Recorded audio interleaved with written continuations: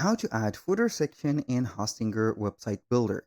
Hello guys and welcome to this new tutorial. In today's video, I'm going to show you how simple and easy it is to add a footer section into your Hostinger website. So the process is going to be very easy and very simple. So we are going to head over hostinger.com. Then we are going to sign in for our account, and then we are going to get the H panel or the Hostinger panel, which is going to be the dashboard. Now, what are we going to do is to head over the websites, click on websites lists, and then we are going to see the websites that we own. You can add a website, edit the website, or manage the store that you have implemented into your website.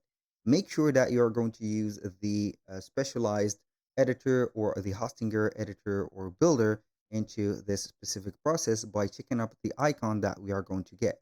You are going to have here in Hostinger two ways of having a website. Either you are going to integrate a WordPress website or having a Hostinger website builder. So basically, you are going to check up the icon and see that it is going to be like this. Click on Edit Website, and then we are going to head over the Hostinger website editor.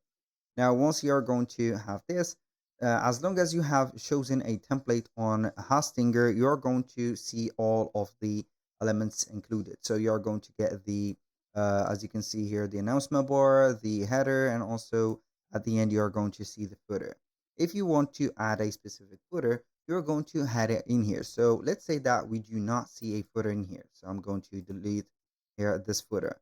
So we have a no footer. You're going to head over here at the end or the footer section and click on add section. So here you're going to see a list of the sections that you can add into this specific platform. We are going to scroll down a little bit until we see here a footer.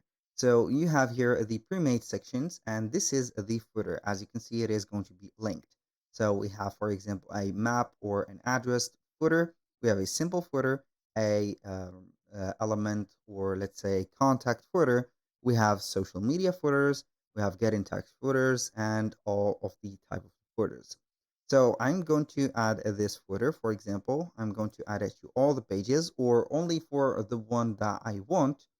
So you can go ahead and have the footer installed in here. It is going to give you the option to add either the footer for this page only or for all the pages that you have. So if you are going to delete a footer, you're going to delete it here for all the pages. And if you want to add a footer, you can go ahead and add it from here. So I did not like this. Maybe I'm going to add this simple one.